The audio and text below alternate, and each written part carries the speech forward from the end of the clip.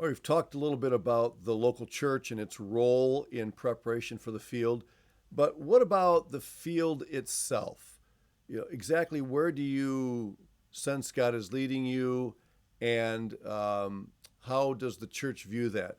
Uh, by the way, let me say this: when it comes to questions about missionary service, for example, uh, a lot of times churches just assume that if someone feels led to the mission field, that person will come forward and say something, the church will respond. I want to encourage those of you who are going to be pastors to keep your eye open for signs of giftedness and perhaps indications that God's hand may be on a certain individual. I remember when I was a young person, I got saved my freshman year, and during those high school years, I remember occasionally somebody coming up to me and saying, Mark, it just seems like God has his hand on you for ministry. Now, did that person know God's will for my life? No, not really. But it made an impact on me, the fact that that person would view me as someone who would be adequate for ministry. Not adequate in myself, obviously, but adequate given the gift set that God had entrusted to me. And so, when it comes to questions, even, where the missionary is going to serve and how that's all going to pan out, I think the local church really needs to be involved right up in the first level with that, and not just wait for the missionary to come with all the ideas and suggestions. One of the questions that you need to ask as it pertains to your field of service is, are you going to go as a pioneer? And what I mean by pioneer is, are you going to be out there all by yourself, a lone ranger, a bushwhacker? And we looked at some missionaries that did that sort of thing, like David Brainerd and David Livingston, okay, Mary Slessor. All of those could be described kind of as pioneers in a sense. A.B. Simpson, Bible Institute movement, and on and on. There are some people who God uses in ministries like that. Now, as I've said before, I prefer, when possible, to really seek to serve God in team ministry, not as a mandate, but as a general rule. I think that the advantages of team ministry are definitely in the majority. But it may not be God's design for you, and I'm not going to try to dictate what God is doing in your life. But that is a question you need to answer. Maybe, on the other hand, you're seeking to join others already serving there. Now, in my case, when we sensed God's direction to serve the Lord in the seminary in Crato, Brazil, it wasn't just a matter of me saying, I want to go and teach there, so, scoot over, here we come. No, actually, the mission agency wanted us to receive a specific written invitation from the Bible school there. Now, some background here. Even before we made the decision, one of the senior missionaries there said, Brother Mark, would you consider coming and help us? We need help training our students for ministry. So I already had, an informal invitation. But the mission actually wanted them to send me a formal invitation, just to make it clear to everybody that this indeed was something that they wanted me to be involved in, and that I wasn't just intruding and expecting them to make room for me and make it work for me. Now, most of my colleagues I'd never met before. When I arrived in Brazil, only one of my close colleagues was someone I had known from the past. But the other three major partners in ministry there were total strangers to me when I arrived on the field, and yet we became very good friends. And so, if you are planning to serve someplace, make sure that those who are already there not only know that you're interested, but have had a chance to interact with you and are really willing to have you come.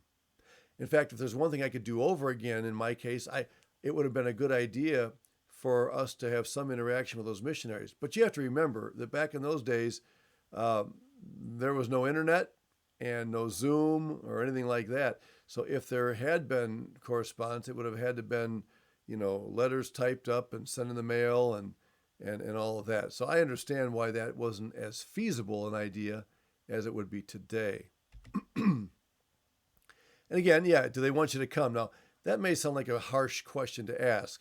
How do you know they even want you to be there? What you don't want to do is arrive on a mission field only to discover that, oh no, they really weren't interested in somebody else coming along, or they weren't interested in somebody with my qualifications, and it becomes a point of frustration.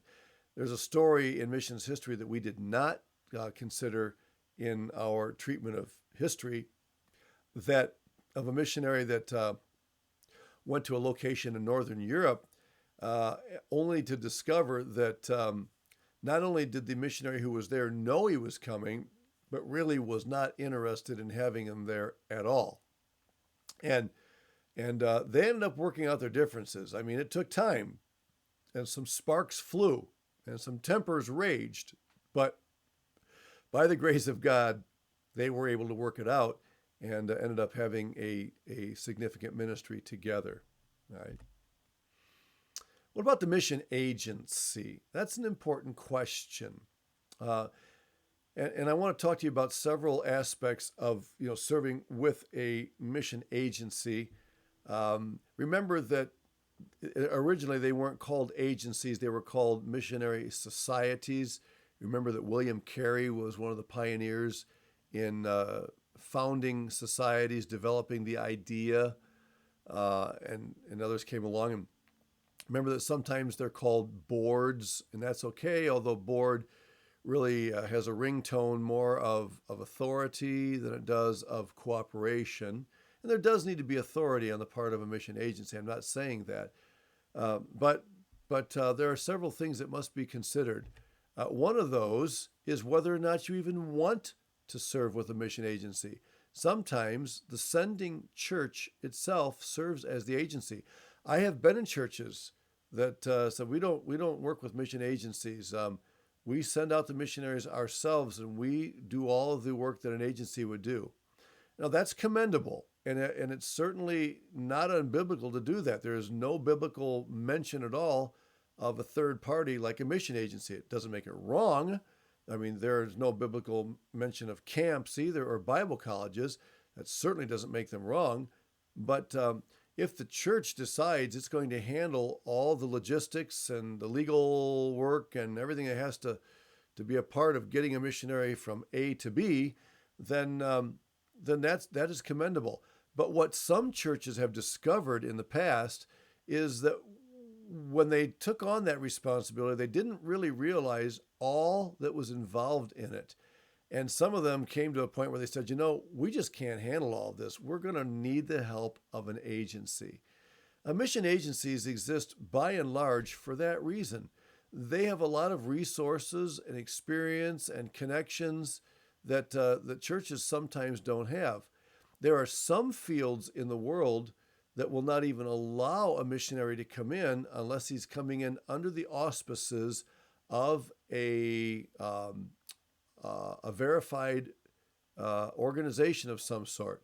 For example, I was able to enter Brazil with my wife and our two children because we came in under the legal auspices of Baptist Mid-Missions in Cleveland, Ohio. Had we not had that legal connection, then it would have been very difficult for us to get in Brazil. Well, we could have possibly done that through our local church. The church could have done whatever it needed to do legally in order to make it possible for us to enter in under their authority. I'm just telling you that it's not always as easy as a church may think. Why do we need a mission agency? We can do this ourselves. Well, maybe they can. And if they can, then God bless them and praise the Lord for that. But they need to make sure they understand all that's involved in helping the missionary arrive at his destination. Usually, letter B, the missionary partners with a mission agency for reasons that I've just suggested. And there's a beautiful triangular relationship that forms when you do that. It's the relationship between the sending church and the mission agency and the missionary. And when the three of them understand their relationship to one another, it can form a very powerful bond. And in that relationship, the local church has to be at the top of the pyramid. It is the ultimate authority before God for that missionary. The agency comes alongside and supports that church. Um, and we'll talk more about this a little bit later on, but I would just say this. If you're considering joining a mission agency, I strongly recommend that you join an agency that is very, very strong on the centrality of the local church. Not that the mission agency won't have any authority. It will. It has to, if it's going to play any kind of a significant role in the life of the missionary. But if that mission agency ignores the local church and takes all matters of authority and decision in its own hands, now I think that you have a problem of usurpation of authority over that which Jesus has instituted, the local church. What kind of agency should you select? Well, there are lots and lots of different kinds of mission agencies out there, but I'm going to reduce them to two broad categories. And you'll understand that these are very, very broad categories. One is what we would call denominational agencies. These are agencies that are part of a group of churches that, in addition to the local churches that are out there, also have some sort of a hierarchy, some sort of a board or a group of leaders that make certain decisions on behalf of the churches. Okay? And again, that's all over the map. They may have a denominational mission agency that local churches, for example, can send money to. If they want to support missionaries, they send money to this local agency, denominational agency. And then that agency decides who they're going to accept as missionaries and how much of that money that's coming into the pot, if you will, is divvied out to each of those missionaries. Now, I personally do not favor that approach. I don't think it's necessarily wrong, but it does take the missionaries one step away from the local church. In other words, if they're getting their money from the denominational agency and it's that agency that is accepting them as missionaries, then very easily the local church kind of gets lost in the dark somewhere and under all the logistics. And so while I'm not against them, I don't think they're anti-biblical, I do think that it's much more in keeping with the biblical norm that the local church itself play a larger role of authority. Number two, independent agencies is the second broad category. And that would be most of the agencies that our school and our church here, for example, interact with. These are agencies which will recognize that the local church is in charge, and they will never give a dime of support of any kind. They don't hire missionaries and support them. They come alongside to facilitate the work of the local church in getting these missionaries to the field. And that's very, very important to keep in mind. And so my preference is very much a denominational agency. I'm sorry, an independent agency, not a denominational agency. I think another advantage is that it connects the people of the local churches more directly with missionaries, which makes the impact of their missionary service much more real and close to home for the local churches. And so there's a lot more to be said about that, but those are the two basic types that you'll find in conservative evangelical circles. And again, I would strongly encourage you to consider independent agencies because of their strong local church emphasis.